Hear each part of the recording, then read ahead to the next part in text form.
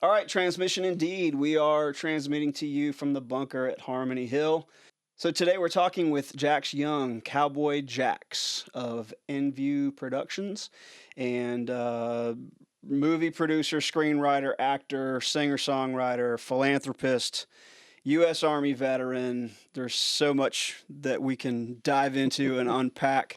Thanks for being here today. Thanks for coming to see us. Man, Mike, it is always a pleasure to do something with you. You know, to see the evolution, like we were talking about online before, we started the show, of, where you started and where you're going, man. Just really cool to be here. Thank you so much. Oh, I appreciate that. I appreciate that. Yeah, you have been here early on. So, we got here in March of 23, started building and started doing stuff simultaneously. So, you have seen quite the evolution, and as have we. So, we got the opportunity to have you and your film company and the crew and kind of watch the behind the scenes of a movie being made, Yeah, it was of pretty stunts wild. being done, of all the things. So it's been great hosting you here. It's even better that you're a veteran and that you can come here to Harmony Hill and do the things that we do to help promote veterans. It's awesome, man. It's so cool because you mentioned the stunt piece. I remember that little piece that you put together when we were working the pulley on the vest, and that was just so funny because it was just funny how you were able to like mix that together. But that was the first time we'd ever did a stunt. So, looking back, we can always say, Harmony Hill Entertainment is the grounds for the very first stunt ever done with N.VUE Productions. There So you go. that's pretty cool. InView Productions. Yes, sir. Such a awesome organization, awesome mission. Thank you. Tell us about that. Yeah, so InView stands for Neighbor and Veteran United Entertainment Productions. It's a DBA, a do business as, that we have had since 2016, when we decided to throw our hat in the ring for the nonprofit sector to be able to help veterans. Essentially, I mean, you can go to our website, nvueproductions.org, to look at the mission verbatim, but our main focus is to be able to help veterans get hired in life after the uniform, and to create great stories in tandem with our community neighbor, which is non-veteran, which is sort of a term that we've coined. Yeah. Well, actually, I think I created, but. and I've gotten to be on set and watch some of the behind the scenes, and the amount of veterans that you have on both sides of the camera and both sides of the audio piece. It's pretty awesome. You've got crew that have done all kinds of stuff in the military, and they're working in that industry, and then to watch them kind of execute their craft, their new mission. Pretty awesome. And then also to be on set and look at the amount of veterans that you're pulling in to put into roles or stand-ins or extras and all that kind of stuff. So that's great stuff. Thanks for doing that. Well, I mean, I appreciate it. I mean, it was really cool to obviously be able to have you on set. And, for Everyday Heroes, which we'll talk about a little bit later, you definitely made the cutting room floor for the movie. The short film we'll be doing for next year. But yeah, Sal Gonzalez, who's been on your show, was also kind enough to join us and stuff like that. And, the main focus for me is that when military culture ends, you have to figure out what the next step of your life is going to be. I mean, that's the one part where you really don't have a choice.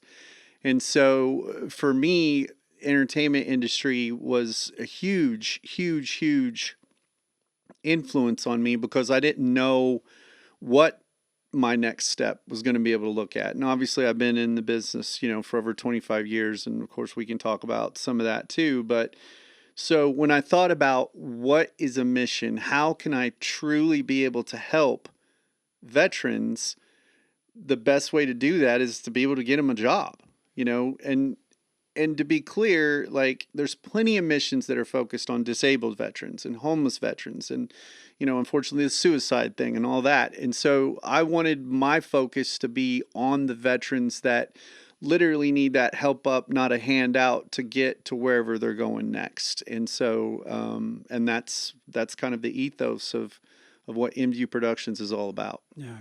No, that's awesome. And then the fact that you're here in Nashville, and it is it's a multimedia town, and Yes. there's, content is king, so there's always things that are being created. But, if you're a veteran, go check out Enview, and see what they got going on. And, if this is something you wanted to do as a career, well, now you got a couple faces to the names. Yeah, this face right here. No, but it's funny that you mention that, because I think one of the evolutions that we're moving into now, because recently, because of some amazing donors, we've got some of the best cinematic equipment on the planet. You've seen the results of us using that equipment. We're going to be moving into a phase to even hone down and focus even more on people that get out of the military, don't know what they want to do next, and can come and intern or work with some of these things and get hand-to-hand, experience on those things, either being on set or with equipment. Because honestly, the film industry behind the scenes is really not that different from the world and the culture that we came from before, because it's very much about time management. It's very much about hurry up and wait. It's very much about, a ranking system and understanding where your place is, adapting and overcoming all these different kinds of things. And the equipment, everyone is sort of just kind of categorized into their own space of camera, grip, lighting, the same way units operate in the military culture. So we really want to be able to help those people that are like, I don't really know what I want to do next. So they can come check this out, and it doesn't cost them any money to be able to do that. So that's what we're working on towards 2026. Yeah. And it's an absolute team process. 100%. To see them come in, set all the stuff up. You've this guy on lights, this gal on sound, and all that kind of stuff. So just a cool operation with that. Yeah, 100%. You outside of the hat you have on, you wear many hats. And I talked about it before. Producer, screenwriter, actor, singer, songwriter, philanthropist. You're a Renaissance man. And as I was thinking about all that, I realized that you have put yourself in a position to be anywhere in the entertainment orbit, in that you can be behind the camera or in front of the camera or on the soundtrack, or writing, and just being a creative. And it's cool to see that that you have all those experiences, because then when you are driving the team, or leading the team, you understand what you're talking about. It's kind of one of those things, like in the military. It's like, I'm not going to expect you to do something I wouldn't do myself. Correct. Right? Yes. And you've covered all those roles, so you have an understanding of what it's like from those lenses. So when you have a singer-songwriter, or you're doing some kind of thing with artists, their focus is the song, and their focus is the performance, but they don't see through, or may not think of all the other things that are happening. Correct. You don't want them to. Right? Yeah. You want them honed in. Yeah. Specifically on whatever that is. If they're an actor, what are they reacting to? What is that role supposed to be? If they're a dancer, what is the number for them to be able to present that choreography in a fluid way? If they're a singer, which obviously, we've produced some things with you, it's about putting them into that comfort zone and getting that authenticity. So being a quadruple threat or multifaceted, whatever you want to call it, especially as a producer and a director, it helps me to get inside the psychology of what needs to happen in that environment in order to be successful, because time is money. Yeah. right? If we don't nail it, then we're racking up the hours. And you've seen some of that firsthand. Yeah. Being able to be exposed to that. So Yeah. as far as I appreciate you mentioning those different things, but yeah, I wear a lot of hats, but creating that symmetry or those parallels to be able to work in all of those places, then all of those cups fill into each other. Right. You can't be a banker and a recording artist. You might be able to be a recording artist on the side and then a banker to, make the bacon, so to speak. But at some point, there's going to be an impasse. You're either going to have to choose this or you're going to have to choose that. And so when I was coming up through all of this, the reality is that I needed to understand a little bit of everything. Mm-hmm. And I started writing my book this year. I got 791 words so far. But yeah, and that I'll cover some of that in the book. But a lot of it was for me was just based off of resilience and tenacity. Mm. I could stay in this particular lane, but if I'm going to be multifaceted in the sense of what I want my image to look like, what I want to be able to present in a fashion of entertainment, all of these different things that go through your mind, like you need to understand a little bit about everything. Christopher Nolan is an example of that. When he's on set, he said, I don't know the technicalities of everybody's job, but I do know a little bit about enough of a little bit to understand how everyone is supposed to be working in that atmosphere. Mm. And you, coming from a military background, and myself, what's the first thing that they teach you? Know your job and know the job above you. That's right. And so I've taken a lot of those core values and then made them transformative in what the next chapter of my life looks like. Yeah. That's awesome. Yeah.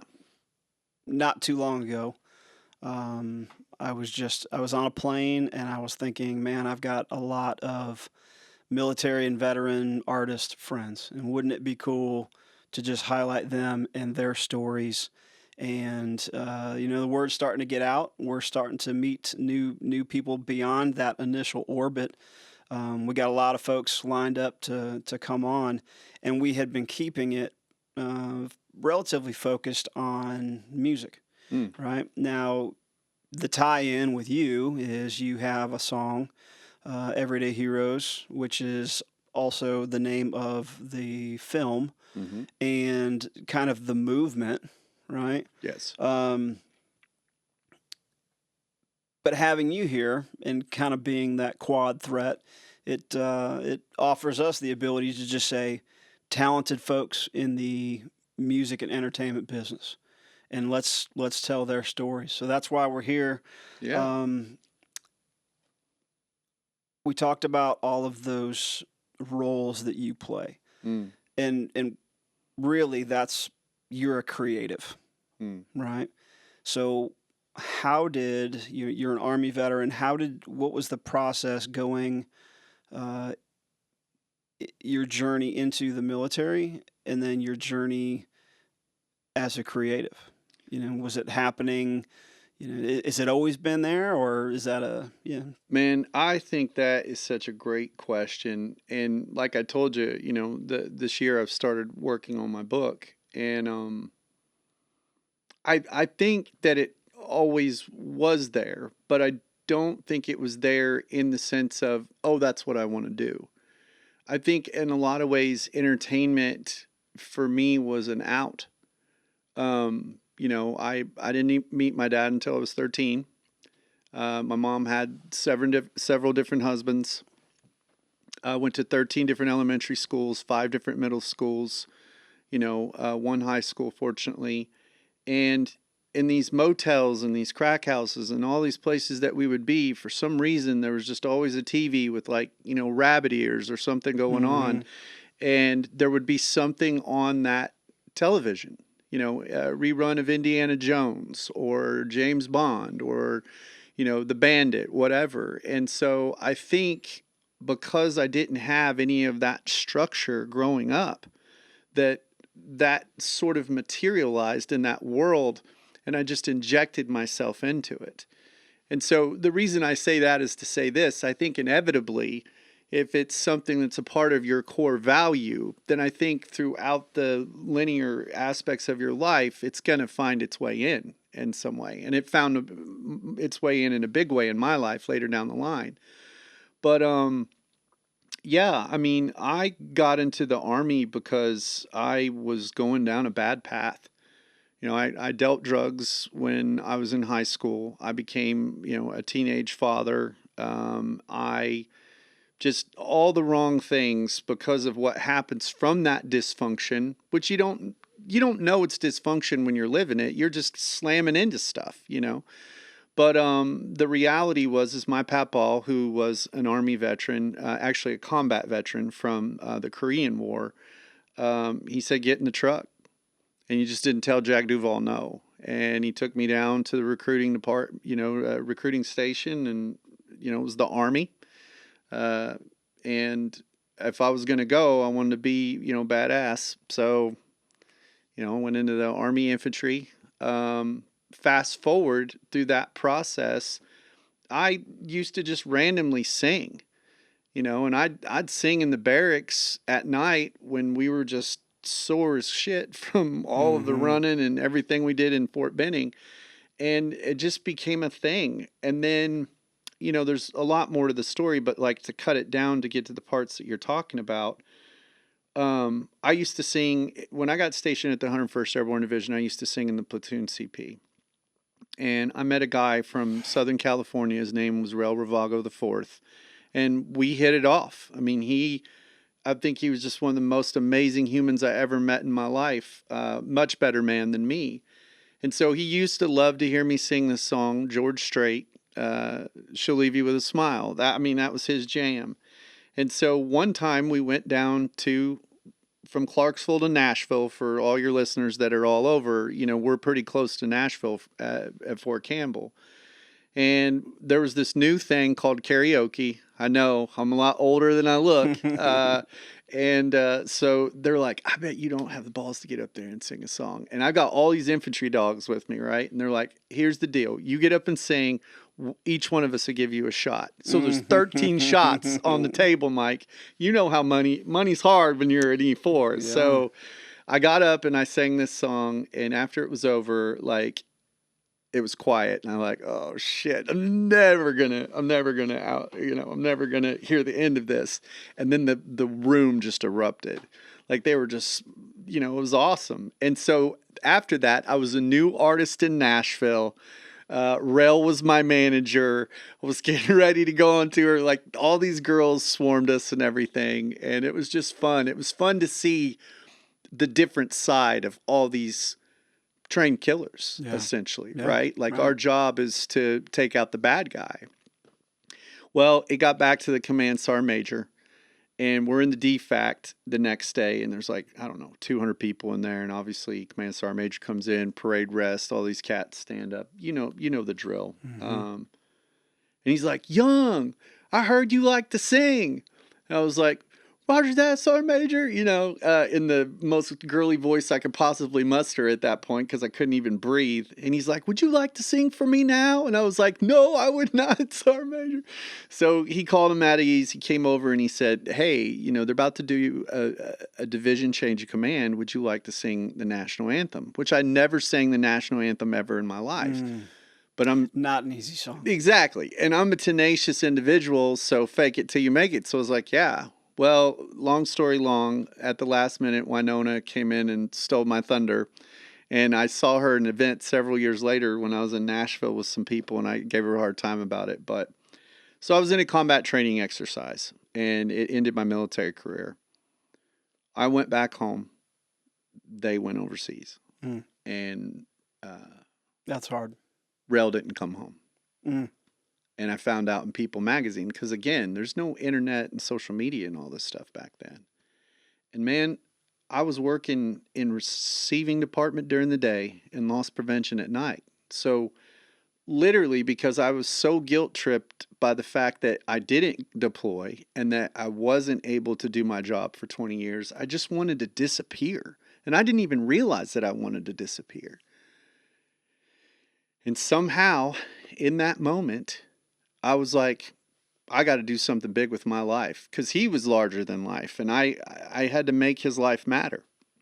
And so, not knowing anything about anything, not ever having any aspirations of anything, I decided to start learning how to write and sing. And then all roads led to Nashville. Mm-hmm.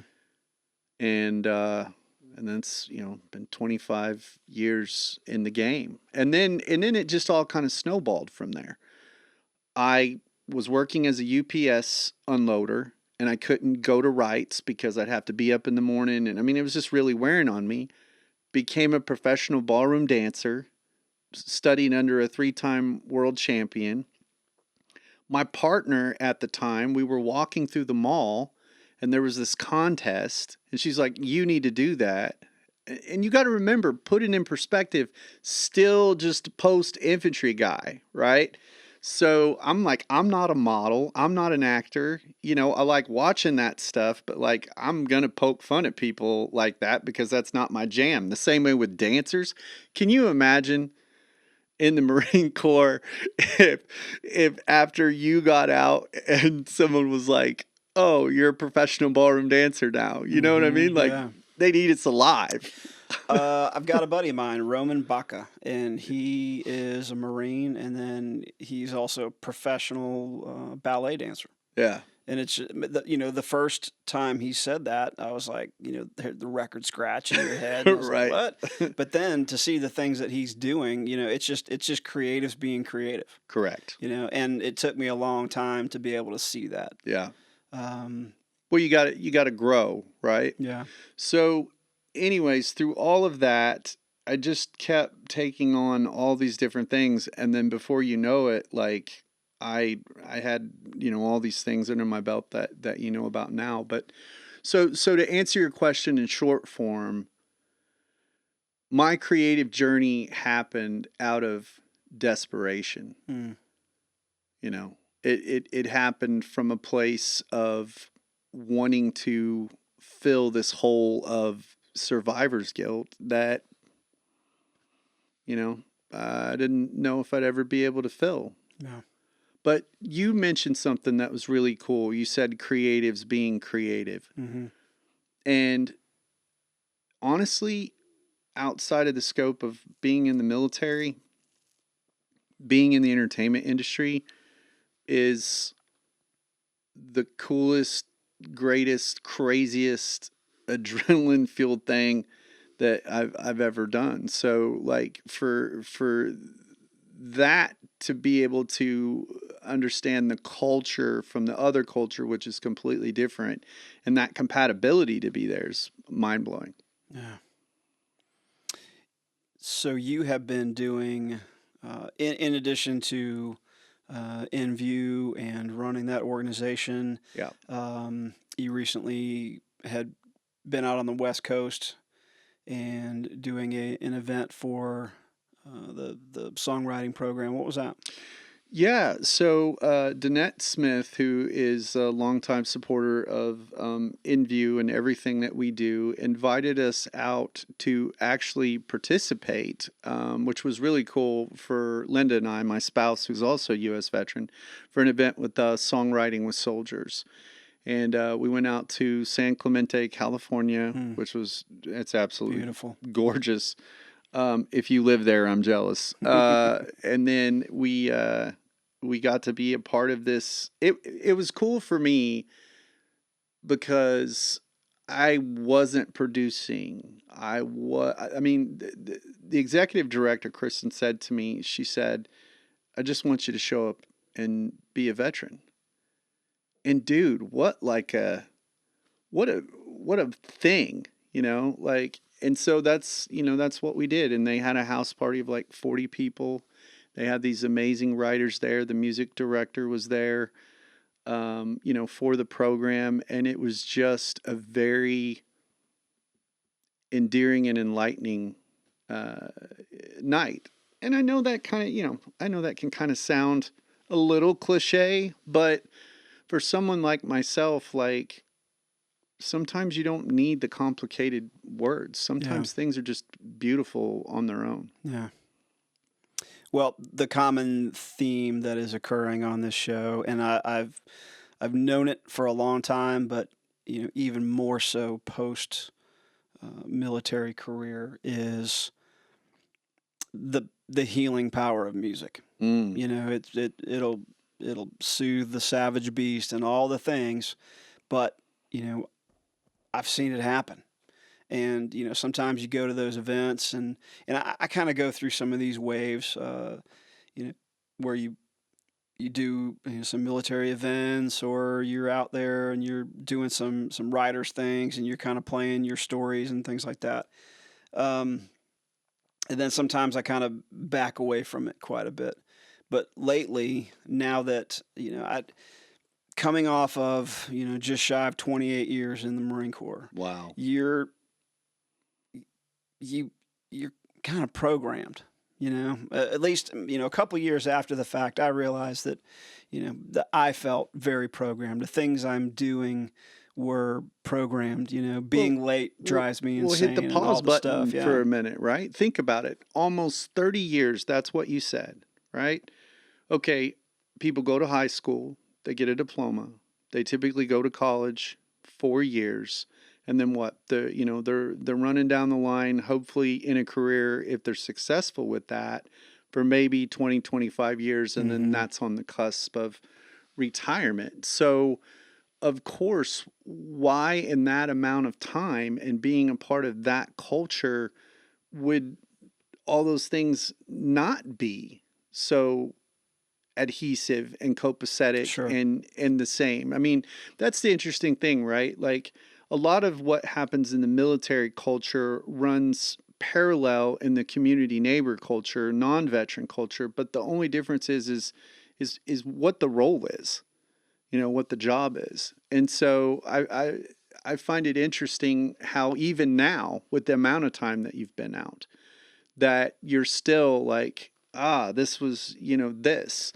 And, for all the people that are active duty or on the cusp of possibly getting out, like what Mike did, yes, there is a transformative process that happens, but it's not as foreign as much as what you make it. Right. It's just sort of like, this is the wheel. I'm just going to find a new way to make the wheel work for me. Yeah. Sorry, didn't mean to interrupt there. I mean, but there's a lot of identity lost. Yeah. And then, I have done some self-reflection. It's like, okay, well, what was my identity to begin with? And then I'm thinking back, it's like, okay, made it through high school, 3 different high schools. We moved around a lot. And then I went to, at that point, it was choose music or choose, a military lifestyle. So I was going to go to East Carolina University for music, or the Citadel, and, focus on becoming, a military member, which is what happened. I still had the music to do the creative side. But, and now looking back on it, the ability to, to release some of that energy, or some of the, the creative stuff, to have an outlet, was awesome to do. But I've really kind of had to figure out, who am I and what am I doing? And that's kind of where this show is like, there's probably a lot of us that are out there, veterans that are, either, post active duty, and they're struggling with, okay, well, what do I do? Who am I? When you've been this, thing for so long, you've played, and I don't want to say you've played these roles. You've become, the officer, the platoon commander, the company commander. You work your way up, and then you can kind of get indoctrinated into the whole thing, which is fine. But then when you get out, it's like, and maybe it's just me. Maybe it's just my case. But it's like, that's well, why who, I stopped who is, using words like, to me, like, so in college, I love the study. I was double majored when I was in college. I was in a green to gold program, story for another time, but I was double majored in philosophy and military science. And so I love taking classes like etymology, study of words. and understanding psychology and how that works, subliminal psychology of how that works. And maybe in the onset, words like transition, were what people were grabbing out of the ether to be able to get from point A to point B because, of all the influx after 9/11 of everything. But the reality is that it's not a transition. It's a transformative process. You're literally leaving one culture and economy and essentially a different country because of regime and all that other kind of thing, and you're going into a whole different country. Now, you visited that country before, but when you visited it, you may have been only 18 years old. I've been to the United Kingdom, overshooting for a pilot episode, and I've been to Cardiff, Wales, but I've only been once. So when you think about going from being a kid to then becoming a teenager, and like us signing up at 18 or whatever it is, sometimes obviously people sign up later, and then going to a whole nother country that's inside of the country that you already live in, and then getting out and being like, oh, well, this isn't, these two aren't the same. No, they're not the same, right? And that's where we have to learn to lend towards those values that we have and the core elements that we receive through that amazing process that less than 1% of the world ever gets an opportunity to do, which is, it is an opportunity. Absolutely. But then what does the transformative process? And you've got to give yourself that permission. And I think that's where shows like VetTunes or podcasts like VetTunes, missions like N.VUE Productions, and the stories that we tell say you have permission to look at something different. You have permission to be able to see something else besides what was required of you in that particular culture and economy. Because at the end of the day, there's 310 million Americans in this country. There is less than 1% of the people who serve. So I'm not a math guy by any means, but probability and statistics says I'm going to run in 10 to 1 more people that know less about the military or a veteran than that don't. Yeah. And so what do those commonalities look like? And that's where, for the listeners out there, especially for a show like, or podcasts like VetTunes, this is your opportunity. Creativity is what fueled you and I to be able to have a more healthy process. Yeah. Right? And that's why music heals, because of the commonalities that we're able to have. Yeah, absolutely. So back to the songwriter piece. Yeah. And I guess, between songwriter and film producer, Yeah. did the story become, did the song become the film or vice versa? Or was it just completely, it just happened. It just evolved, and it is evolving. We get the premiere coming out September 11th of next year, 2026. I mean, Yeah. this is a long game. You're fighting the long war. How did all that come about? Man, what a great question. I love the show. This is so fun. Yeah, I mean, it started out like an idea. I was renting a house from a guy, and he was a vending repair machine guy. And a co-writer friend of mine, his name's Jake Holiday, he was licking around on this thing that kind of sounded like a sunrise. And the original idea was about a vending repairman and a waitress, right? The people we see every day as like everyday heroes. Right. And so fast forward, like that didn't happen in the way that I wanted it to. We roughed some things out, but then the song took like a whole other direction later on. But where Everyday Heroes really came to fruition was a buddy of mine who is a retired Command Sergeant Major, Dan O'Brien, might even be watching the show right now, which would be kind of cool. Yeah. Hey, Dan. Yeah, Dan would be awesome to have on the show. He said, what we need in this country right now is something that is going to bring us all together. Because when him and I were talking about it, because this process has been 10 years in the making, is right when the sniper stuff happened in Dallas, when all those police officers got, gunned down, not to bring, the show down. Mm. And he said, can you take that song and rewrite it into something else? And Mike, you know this. You've been a songwriter for a long time. That is, I mean, you can have a tight melody, but it's still very difficult because it all just kind of evolves into what it is, right?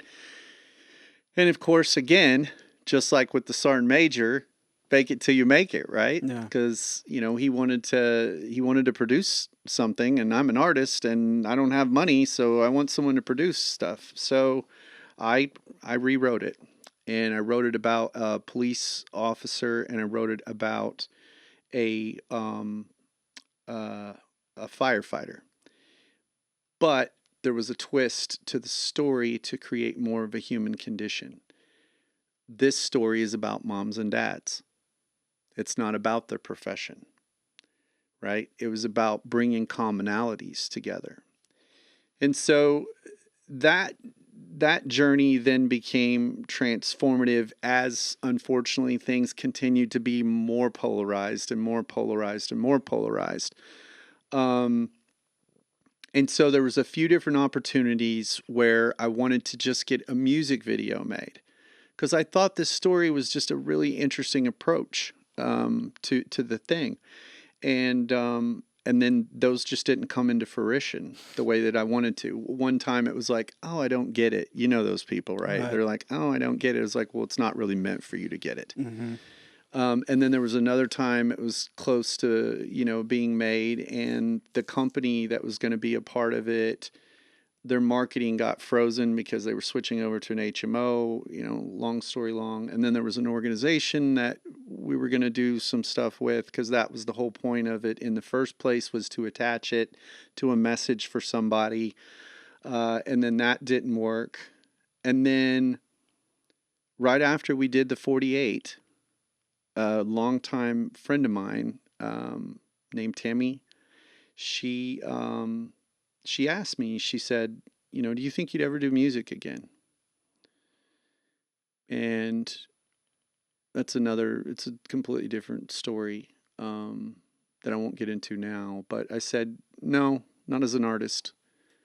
But I said I would do it to drive the mission forward for N.VUE Productions. Yeah. And she said, well, what song would you do? And I immediately just said Everyday Heroes. And I was going to do a music video. And by this time, I've come a lot further down the pike in terms of behind the scenes stuff, right? And producing, directing, screenwriting. And I thought, well, hell, we're going to have the cameras set up. We're going to have the cast there. Why don't we just turn this into a short film? And so I just immediately started writing, the treatment. I mean, I had it in my head for 10 years. Now I just needed to bring these characters to life. Yeah. And so what's really cool about Everyday Heroes is that this becomes a story about moms and dads and the choices that they make to the backdrop of the events of 9/11. Because another friend of mine, Marcus Bofi, who's a U.S. veteran, I told him my original synopsis was it was going to be a car wreck, and the police officer was going to be running in while all these other people were running out, kind of thing. And Marcus said, isn't this a little cliche? So don't have friends in the creative industry if you don't want honest answers. Yeah. And I said, well, what do you mean? I said, well, these people are kind of like, the hero, because I don't want to give the ending away. I'm making an effort to shift around it. And essentially what he said was, the ending that you have now is cliche. If you really want to make it about people and the human condition, then you need to change that ending. So long story long, all of those different pieces just continued to evolve. And then when we got with Joe Fisher, who was our New York City police consultant, because, by the way, we turned Nashville into New York City. That was a thing. It was a thing. That was a That thing. was absolutely a thing. Sure, there was a few permits involved in that. Yeah, absolutely. But what Joe said was, he said, he just taught us all these cool things about creating authenticity of that community. And so did some of the first responders that we had talked to here or whatever. Kind of like with us when we watch a movie and we're looking for the safety kind of thing. That's what these guys were able to do for me. That really was the last piece to kind of cinch it all in. So when you ask me, was it the song or was it the movie, Chicken or the Egg? I think that the reality of it was it was just the vision of what it needed to manifest to be. Sometimes you don't really need it to be anything else, but this sort of just kind of took on a life on its own, and I'm glad it took 10 years to get here. Yeah. Well, it's part of that evolution process, that growing process. Right. That you were just talking about. But serendipitously, or happenstance, however you want to call it, the 25th anniversary of 9/11's next year.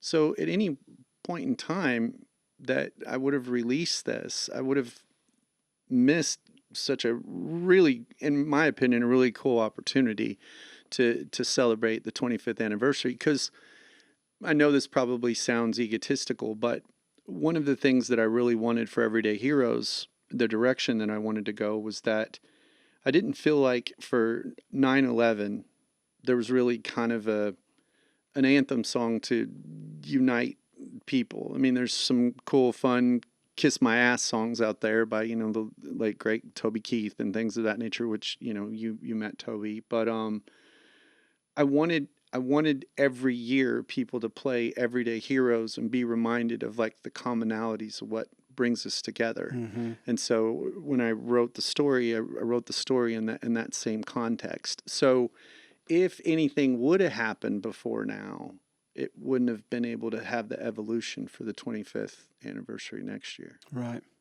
Wild, right? Crazy. Yeah. Crazy. The film process, right?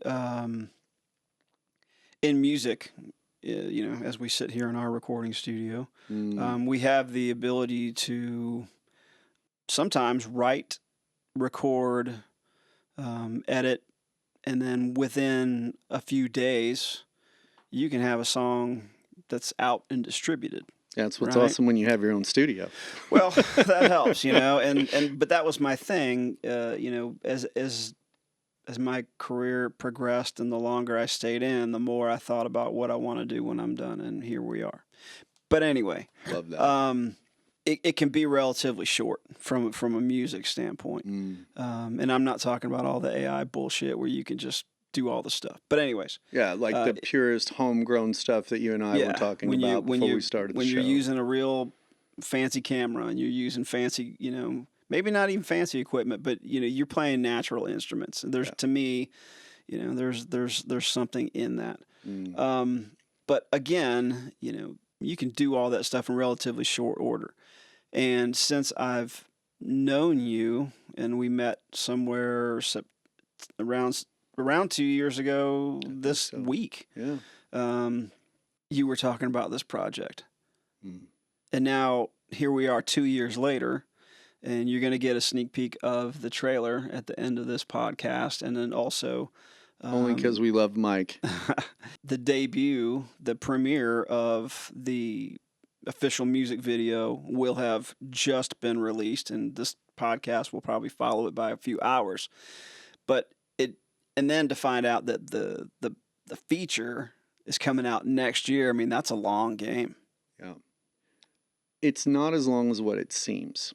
To us, it seems like that it's, in terms of the consumption of the content, it's a long time, right? Right. But when you're thinking about like events that you may want to get it set up, where's going to be the main place that it's going to premiere? How many podcasts? Or is it going to, this is kind of me putting my producer hat on, not, the artist side of things.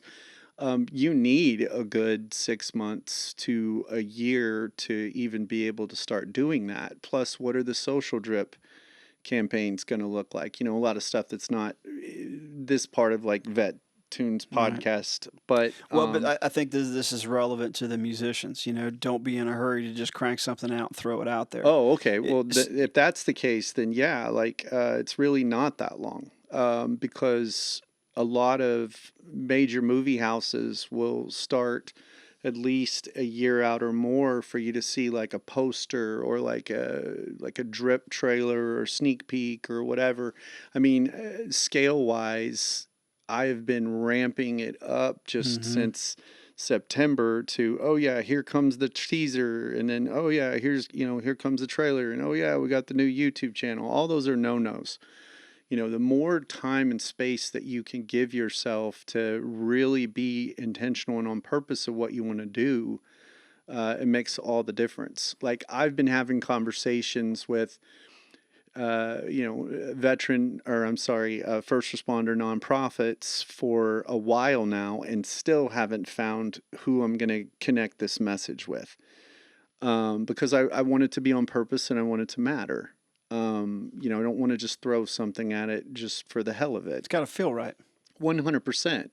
And the moms and dads piece plays a big part of it and stuff like that. 9/11 is the backdrop to the story, but it's not the major ethos of what I want you to walk away with.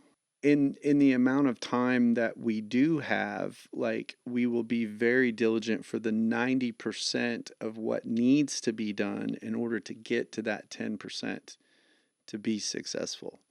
And if you're an artist out there listening and you are just like, oh, I just want to be famous, or oh, I want to get hot chicks or hot dudes or whatever, like you're not in the right place. Right. Because your creativity is a dime a dozen. It's the people that understand the business are the ones that are going to be successful. Now, granted, if you can get a marriage of those two and they can line up, then you can be fortunate enough to have a very successful career. But the same elements that come from that culture, that we came from before this one, the military culture, I use those elements every day. In the Army, I don't know about the Corps, but in the Army, the tenets were leadership, loyalty, duty, respect, selfless service, honor, integrity, and personal courage. And I've been out of the military for almost 30 years, and I still remember that specifically. I don't remember the Ranger Creed or the Infantry Creed that sometimes you had to have or you went to the back of the chow line, but I remember those tenets, and I apply those in every single thing that I do. Yeah. And as an artist, it's your responsibility to know your business. So yeah. Yeah. We have enjoyed so far. I mean, this is episode 10, and we've enjoyed having different folks on, whether they're new to the game, like Michael Allen, active duty Green Beret out of the 5th group up there at Campbell, who's kind of just starting out. I see myself in him a lot, when you're first starting out, and you're also juggling active duty and trying to do this, and he's got a newborn at home, I mean, I just see your eyes light up when you start talking about him. So I can see that that's going to be a really cool, special relationship moving forward. And then you got Sal. He was episode number 1, and what a guy. 2-time Opry singer, and I got to be there for one of those and watch a standing ovation. And if you go back to our header coming in, you'll see him kind of taking a bow, kind of accepting his flowers, which was just amazing to be there. And then we have folks like you, who have been doing this a minute. We just talked to Jason Jackson, who was in the Navy, and now he's a professional touring jazz musician, saxophonist. But you've been in this area for quite a while. Yeah. And, you talk about knowing your business. We were talking earlier, and you were walking me through, part of that evolution. I mean, you've got to be on some pretty big shows. Yeah. What was that like? It's always going to be humbling. Yeah. I remember the first time that someone asked for my autograph after a show back in the day, and I just was like, you got to be kidding me. Probably still to this day. And I mean, being the national face for a company, where my face was all over everything, billboards, internet, trucks, and people recognizing you in the airport and all that stuff. Like, so anytime, and this goes for the artists too, anytime that someone says, I want you, um, you need to not take that for granted, because that means that that person has said, I'm willing to stake my reputation, my livelihood on you. Mm. And that doesn't matter if you're showing up to be an extra. That doesn't matter if you're showing up to be an opener for a show. That doesn't matter if you're, a stand-in dancer for somebody. Doesn't matter what role that is. Someone chose you specifically to do that. So when you ask me a question about, getting an opportunity to work with, some big brands like, 20th Century Fox or ABC or, whatever, like, it's an honor and a privilege. Mm. And the other piece for me is that as a U.S. veteran, I want to make sure that I represent all U.S. veterans the best way that I possibly can, because I'm going to do everything I can because of what our mission is at NVUE to make sure that they know I'm a U.S. veteran. And I want them to see my face, and I don't want it to be, thank you for your service, because that is a life that I lived. I Right. want them to see who I am right now, so that way when your opportunity comes up, then they will give you the same opportunity potentially. Yeah. And that is really that transformative ethos that shows, like, the VetTunes podcast and InViewProductions.org and all this kind of thing. And the stories that we tell is creative. We had such a breakthrough moment before we came on, and I loved it, and I wanted to be able to share it on the air. You said something that was really cool about one of the people that came on the show. And you said, that's the space that they're in right now. And even though I have a mission that is kind of like a broader range for what the platform of the show is, I can't condense or even stifle that place that they're in. It has to be organic, Mm-hmm. right? And Yeah. that's so important. But at the same time, it's like what you and I talked about that I'll reiterate again. I decided to tell the story Everyday Heroes because I wanted to tell a story about moms and dads that would create commonalities that would hopefully help us to depolarize a lot of what is creating resistance among people. Mm. Because to me, a lot, even from an anthropologic position, I think a lot of it is ignorance. I don't think a lot of people are in the know and they're just choosing to be that way. I think that they have a certain facet and a certain window that they're exposed to, and they're making the choices to adhere to whatever's there. So what is our job as creatives? What is our job as U.S. veterans as creatives? Tell a variety of different stories, Mm-hmm. if that's the space that we're in at that time. Because when we do that, we're creating commonalities. You may not understand the shit that I've been through, or what my job was once upon a time, which was a very long time ago, and will feel like a long time ago for you sooner than later. But you can connect to the human condition. I've lost friends. You've lost friends. I've fell in love. You've fell in love.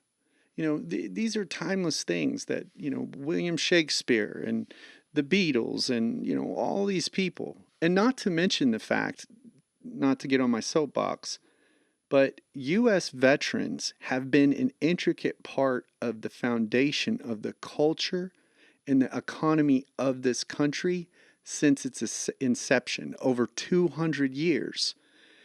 And it wasn't that they were talking about battle. It wasn't that they had great military experiences. It was something in the sauce, man, that created resilience and tenacity, an objective point Mm-hmm. that made all the difference of why not only did they transform, but in addition to that, they innovated. They became icons. People like Johnny Cash is a U.S. veteran. Sam Walton is a U.S. veteran. Elliot Handler, who created Hot Wheels, is a U.S. veteran. I mean, it's Jimi Hendrix, still arguably, and you're a guitar guy, Yeah. like had a horrible experience at Fort Campbell, Yeah. right? Yeah. But Ice T, another example, right? Longest running detective on a television show on SVU. Yeah. It's impressive. Oh yeah. And these are all people cut from the same cloth as what you and I got a taste of in some way. God bless Ermy. What a dude, man. Big Gunny, yeah. Yeah, he was everything and then some. But you saw these guys and gals. And by the way, we need a lot more gals.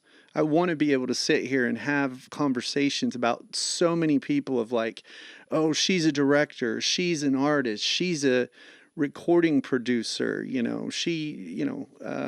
so ladies, really want more of that. But yeah, I mean, all of that combined is what that transformative process can look like for you in the next step of your life. Everyday Heroes. Yeah.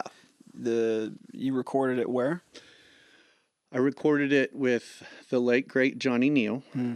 and people that may not know him, he got a lot of his fame from the Allman Brothers Band, Southern rock, Grammy nominated. I mean, just his credits are unbelievable, the stuff that he did. But recorded it with him in his studio, which was pretty cool. And worked with some amazing studio musicians. John Conley, who played with Kenny Chesney, and then there's just a long list of like all these amazing people. Yeah. So we recorded the new version with it, and Johnny co-wrote the new version with me, and now that he's gone, and we talked about this, I won't ever hear him hit the keys again, man.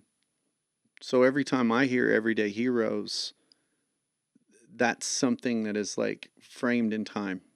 Yeah. You know? Part of the legacy. Yeah. But I mean, it's, you hear your heroes pass away on like this high level of people that you've never got a chance to connect with. Like Edwin is, obviously a friend of yours. But then when they're gone, that magic is only in that bottle of whatever that time that you had. And if you were ever fortunate enough to get to write with them or to be in the room when they played, man, it's, yeah. So that's, that's where we recorded it. And, it turned out really cool. I didn't know if it would be such a heavy driven piano tune, like, the way that it was, but when we came up with these, for some reason, so there's these opening lyrics that says the dawn is breaking and he's already making his way out the door to go to work. And so John Conley was able to find this cool still sound that literally sounds like the sunrise is coming up, and that's like the intro of the tune, which was pretty cool. Yeah. There are so many master craftsmen in this town. Yeah. And the gifts that they have been given. 100%. And then to be able to, at times, tap into those folks for a project, or, lately I've been going to these events in Murfreesboro by an organization called Freedom Sings. And Don Goodman is one of the main writers there, and he brings in his cast of Hall of Fame songwriters, and they're just sitting down with veterans and they're writing their stories, and it's a very healing process. And the first night I went there, I couldn't believe that there was even room for people to sit down. You know what I mean? Like, uh, for veterans that are out there, whether you play music or um, any of that kind of stuff, there are so many things that are happening. Mm. It just took me to get out of the house. Mm. You know, after a while, it's like, all right, we need to get out. We need to, and then to go meet people and meet these just master uh, craftsmen song, you know, the way they craft songs or the way they play music, or to, you know, it's just, there's so much talent here. And what's been very cool is, back to the neighbor thing, is they want to pour into you Yes. what they know. Yes. And they're excited about your projects. And then when they, you know, when they listen to them, having listened, you know, having been 25 years in the music, in the film business, or them 50 years in the songwriting business, you know, that kind of thing, for them to kind of give that back, it's only helping the next generation. You know, so from that aspect of it, if you want to grow as an artist, as a filmmaker, you know, go to those things that are happening. For me, it was a way to kind of reconnect with the tribe. Yeah. You know. Yeah. I mean, first of all, what an amazing share for you to say. You know what I mean? Because, like I said, you know, I've seen the evolution of Mike when, you know, first got it. And we had that conversation because it wasn't too long. You haven't been a long time when we, you know, started talking. Yeah. And that Marine Corps sand was still on those shoulders without a doubt. Mm-hmm. And so to hear you say, I just had to get out of the house, like that, you know, that's so prolific in so many ways. You know, the other thing that I think is really important too is, and you mentioned the community neighbor thing. I coined the phrase community neighbor because civilian has so much stigma. It had stigma when we're in. I don't know about you, but when I still hear it now, it immediately reverts me back to like what that space was. It has stigma in terms of like law enforcement and people that are, you know, first responders that aren't in some kind of capacity. So to me, community neighbor made a lot of sense because that's exactly what they are. You know, non-veteran community neighbors are, they're very important because you and I would have never been able to get what we got and the opportunities that we got if there wouldn't have been the American taxpayer, because that's who's paying our checks, you know. And I think sometimes guys and gals, I think that either gets lost in translation or that's not a conversation that anyone even thinks to have, you know. So I wanted to make sure that, you know, I mentioned that here. The other thing is that creativity is personal. You know, I got friends that are like, sometimes they're like, oh, well, I don't want to go to karaoke with you because, you know, you're going to get up and blow the doors out or whatever. You know what I mean? Mm-hmm. And I'm like, man, you just don't get it. I want to go see you have fun. I want to be a part of your experience. I'm a professional. Like, I don't want to be a professional right now. Hell, I may get up there and just sing something for the hell of it that I've never sang before, you know, like, so don't think that just because you're in rooms with like Don Goodman or Mike Corrado or, you know, even Jax Young, which probably sounds conceited, but, you know, I feel like I've earned my place at the table. You know, we're just everyday people and we love the creative aspects of things. So if you're a veteran, get the fuck out of the house and go and be with these people, man, because it's a good time. Relatively long career. I've given a lot of speeches. You know, I've talked to a lot of, or spoken to a lot of military members and given the briefs on transition and when you get out and do this and that. But when it was time for the old colonel to get out, I went to my transition seminar, which was a week. You know, get 28 years in and a week going out. I was having a hard time heeding my own words.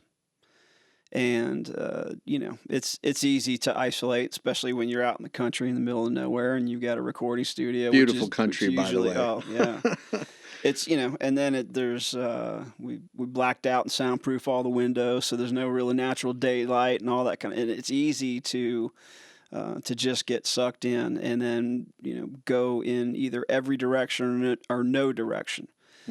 So part of why I bring up the Freedom Sings and songwriting with a soldier or with soldiers and all the different organizations is, man, just get out there and utilize them. There's people that are waiting to give you their a piece of their gift. Yeah, and on that note, like if you are a creative,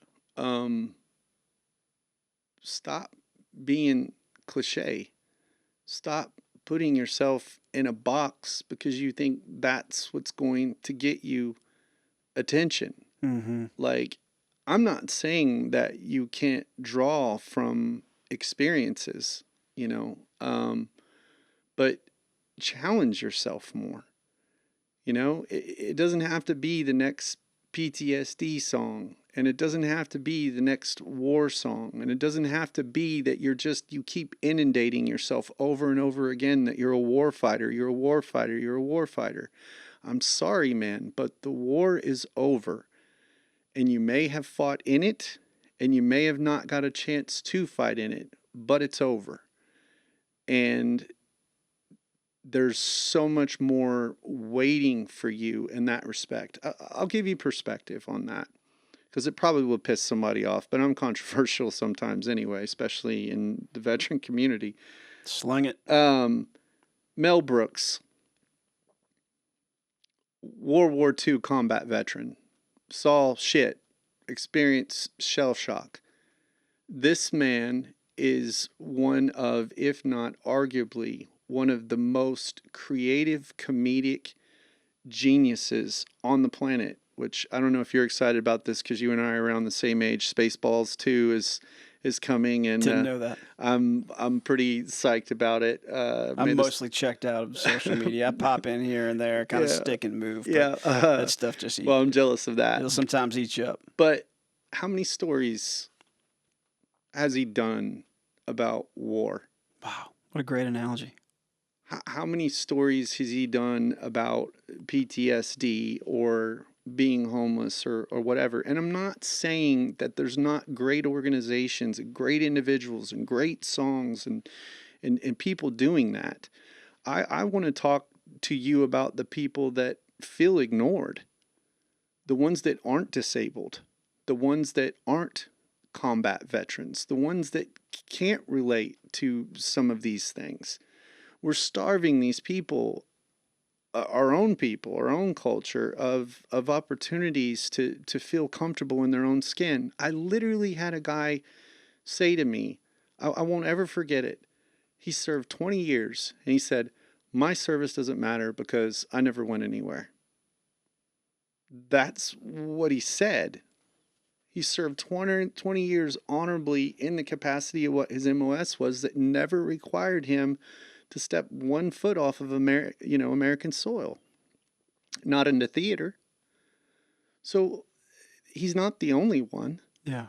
So what about those people? I think social media has probably brought a lot of that on. Yeah. You got a lot of people out there that are, talking a lot of things, saying a lot of stuff, perhaps, exaggerating here and there.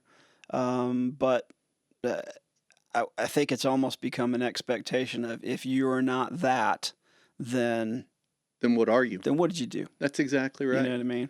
Yeah, and maybe a show for another time. But the reason that I say that is because sometimes I say stuff that rubs people the wrong way, or I'm controversial, or it's a hot item or whatever. But like the point of us being creatives, even if it's from that healing standpoint that you were talking about, right? Is to find what that transformative process looks like, right? Grief has stages, right? Denial, anger, acceptance, etc. Okay, well, in your creative process as a veteran, you have to go through those processes of grief and not just sort of get stuck in like that one piece. And that doesn't matter if it's a film, that doesn't matter if it's a song or whatever. And I think that the harsh reality is that you may not have it. If that's all you can write about, if that's all you can think about, if that's what the paradigm of your existence is, then maybe you do need to go be the banker, or maybe you do need to get away from the space. Yeah. Because you're enabling yourself, you're not prospering yourself. But not to discredit those who do. Oh, 100%. That is that's an outlet. 100%. Now, sometimes for me, and I've got the PTSD songs, and I've got a couple military songs that just happen to be right time, right place. Exactly. But what I'm talking to some folks about is, don't let that be your only thing. 100%. The flip side of that is people are in that space and they're using music to heal, and that's or film, and that's the goodness. But I just to a degree, I kind of got pigeonholed with the different opportunities that come my way. And how did that feel? Like, at first it's like, oh, okay, I've got attention on me, but like eventually it wears thin. Especially I'm sure for someone like you that's been featured with Rolling Stone and all this other. Now I'm interviewing you, but yeah, like how did that feel? Like where did you go inside of yourself? I don't think I had the ability to take in the moment for what it was. Right? So the Toby Keith thing, I'm on national TV. We talked about the cup, it's sitting right up there, but I would get caught up in, don't forget you're a Marine officer. You're a field grade officer.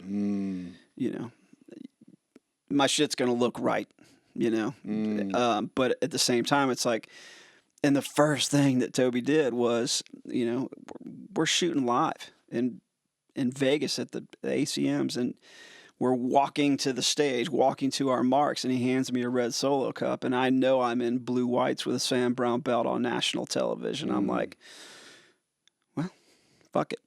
I mean, I knew there was nothing in the cup. I knew, but sure enough, the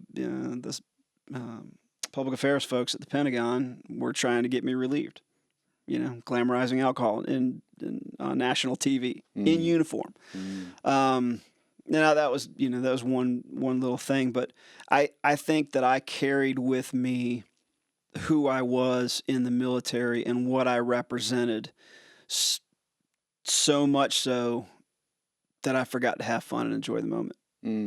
Yeah, I had some cool opportunities, still get some amazing opportunities, but now I'm forcing myself to go, look where you are. Right. Right. And it's like, man, pretty lucky to be here. That kind of thing. So it's perspective. And again, I said, I was in the machine for a long time, and you can kind of get stuck there. But it's cool to hear a guy like you to say something like that, because right now, listening to this show, there's someone that's stuck in the machine. And I honestly, I'm so glad that you made the point that that you did make in right place, right time, in terms of, for individuals that are healing. I wasn't talking so much to people that are using it as a therapy. I was talking to people that want to create stories, and honestly challenging them. If you can give me this, then can you give me something else? So to hear a guy like you to say, I wasn't humble enough to realize the opportunity that I have because I was contradicting myself in thinking that I was being humble to the uniform that I was wearing, you can see how quickly things can get convoluted. And that's why it's okay to just kind of take a step back and to say, what is happening? in this moment. And a more experienced artist in that situation probably would have had a little bit more fun, or had the ability. I just didn't have that insight. I had a pretty stressful job, and it was one of the most important jobs and missions that I had in the Marine Corps, which was working at the Wounded Warrior Regiment.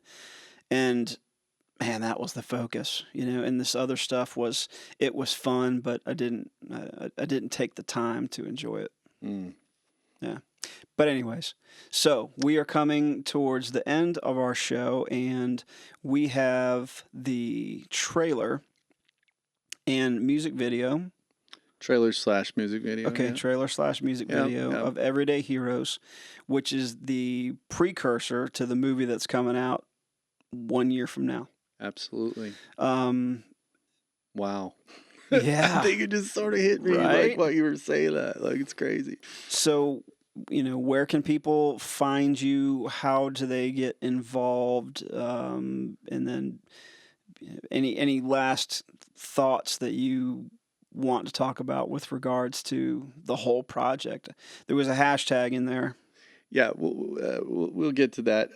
So real quick to button it up, I'd love to come back on the show, and I don't know if anyone's interviewed you yet, but maybe for like an anniversary episode or something, I will throw my hat in the ring to. All right, so this is part 1 with Cowboy Jax. Yeah. So that maybe in part 2, but I've had a friend of mine say, I want to interview you. Yeah. And so I know I bet everybody's biting she's at the out bit. putting some questions together, and yeah, that'll be good. You know, but I feel like I am now comfortable enough in my own skin and have been able to, proudly wear the uniform, but also, hang it up. Yeah. And I'm in a much better space to answer questions. So yeah. It's it's all over you, dude. The glow that you have, the momentum that you have. And here's what's cool, like, and then I'll get to me, which I hate talking about that, me. We're the worst at that. I hate it. I'm not good at it. I need someone just to kind of chime in and do that, like an infomercial for more information. But I think it'd be pretty dope if the whole reality of things was arriving at the VetTunes podcast. Like, I know you do everything here at Harmony Hill Entertainment and helping out an artist and all this other kind of stuff that you're doing, but how cool would it be that if the whole ethos of that was, this is kind of like the tip of the spear, so to speak? Because I dig it, man. I've had a lot of fun today, and as far as where people can find us, the main thing that we need right now that will help more than anything is simply go to YouTube and type in N-VUE, Enview, Hire Veterans, find our YouTube channel, and just subscribe. Like, even if you don't like it, even if you don't watch YouTube, just do it for us. We're not asking you for any money, but it makes all the difference in the world of how we can get out to platforms and tell this message. Yeah. So that's November Victor Uniform Echo. Yes. Copy. Just for all our warriors out there. Oh, I'm sure because you got get that southern drawl that. in there, and it's if the subtitles aren't right, it gets anyways. Right, exactly. I love it. So yeah, I mean that's our main focus. It's a brand new YouTube page. We'll be showing the continuing. I mean, we've shot a whole bunch of other stuff. Obviously, this wasn't a film show; it's a music show. And then the other piece is this campaign that launches on September 11th of this year with the trailer is #WeLiveOn. We will never forget 9/11. I don't care who you are. Generationally, no one will ever forget 9/11. But we honor them the most in how we live on.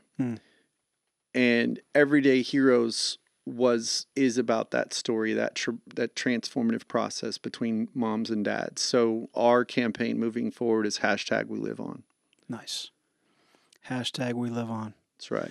All right, I'm going to ask one more question. Sure. And I like to ask this for our tribe, for our audience, and those that are out there. Who are some veterans in the the music or the film industry or the entertainment business that we need to be aware of? You mean up and comers or just in Just in general? general. I mean, sometimes it's fun for me to find out people are or were a veteran. Yeah, I mean, that's my jam. Yeah, We're actually working on wanting to get resources together to do a documentary about veterans behind the scenes mm, in the film industry, and that would include score and all that other stuff. sure. Because I want to know how many veterans have put their hands on something creative. I think really cool veterans that you need to know are number one, Elliot Handler, the founder of Mattel Toys, and Hot Wheels, is a U.S. veteran. So I want you to put perspective on this. Every kid that has ever touched a Hot Wheel has been influenced by a U.S. veteran. Mm, nice. So little Elon Musk got his hands on a Hot Wheel, and that may have been what revolutionized the tech industry or whatever you want to call it. Another really cool U.S. veteran is Mike Corrado. Mm, I know he does this podcast and he's got a studio, but he really is a super cool artist. Like nothing that you can put in a box. These amazing, cool organic sounds. So you definitely need to check him out as an artist. And we talked about Scotty Hastings. yeah. I mean, I like what Scotty's doing for the industry right now. It Yeah, seems like that he's got a cool message of like healing and bringing people together, which is pretty cool. yeah. And And that story, the fact that he got shot, I think it was 12 times. You talk about, physically healing, but emotionally healing, and a lot of that, is in his music and it's in his message. he has a numb hand. Yeah, I mean, musicians out there, like the whole point is we build the calluses on the fingertips, but we got to be able to feel the guitar to be able to play it. And he does it with, a numb hand, yeah, which is just really cool. We just need more female veterans doing stuff. The one I can think of right off the top of my head is Jennifer Marshall. She was like, I think one of the moms in Stranger Things. And then she's got like a show that was like, follows like the pyramids around and all that kind of stuff. Sorry, Jennifer, I'm probably butchering all of it, but yeah, let's get more yeah, female U.S. veterans doing stuff in the entertainment industry, or at least make yourselves more well known so we can be able to, yeah. Or support maybe you. they are. Maybe they're trying to figure out how to do it, and maybe they just need to hit up Enview and Yeah, which would be figure it out. fantastic. Yeah. Yeah, I mean, it was so cool. The show that I just worked on last week, 911 Nashville, there was a cam op, and I don't know if she was a veteran or not, but it was awesome to see her, like she was running the cam op. Mm, So there's 3 different people that are a part of that process of that camera, and she was, she was kind of like the general for her own little space there. So nice. I just walked over to her and gave her a fist bump, and I was like, "This is really dope to see you doing this." But yeah, Yeah. The bottom line is there's a lot of talent out there. There's a lot of talent within our veterans, and appreciate what you do to help bring awareness to that and put people to work. yeah, man. I mean, I think the one way that we can be able to help anybody is just continuing to be able to get them back into the economy. Yeah. Our mission focus is not in the disabled space. It's for, the everyday veteran space. I'm not saying if you're disabled that, no, we're not going to, we want to help all veterans, but that silent majority out there, like come holler at us, man. Yeah. We want to put you to work either in front of or behind the scenes. Good stuff. All right. Well, it will have just premiered a couple hours ago, but we are going to include it with this podcast. So you have been listening to and getting to know Cowboy Jax, Jax Young. We're the VetTunes podcast or the VetTunes show or whatever it is or becoming. I just wanted to talk to some really talented veterans that are out there doing great things. So check us out, VetTunesPodcast.com, on all the socials. And the bottom line is we're building a tribe. Let's go. And everybody's out there. So let's link up. Let's, compare notes, and let's, take over the world together. Absolutely. Again. One story, one story at a time. Yeah. Good stuff. Well, thank you so much for being here. Thank you, Mike. It's been a pleasure. Always. And look for part 2 coming sometime near soon. All right. We are VetTunes Podcast, and we are out. Take care.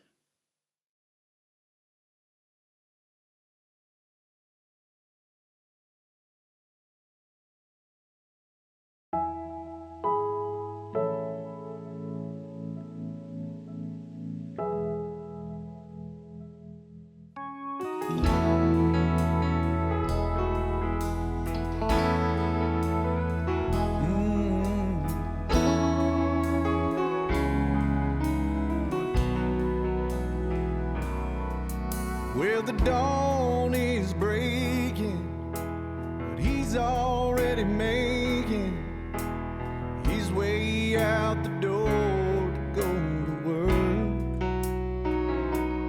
When that badge, nothing sticks out. A dad making repairs through life's doubts, paying the bills to protect and serve. See isn't always what you get. You can't put a measure on a man like that. He's an everyday hero, and the life he saves is the future he paves for his kid.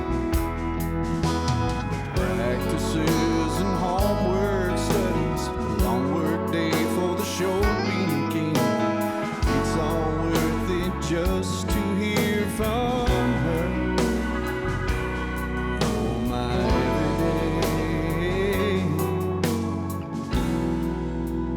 everyday hero.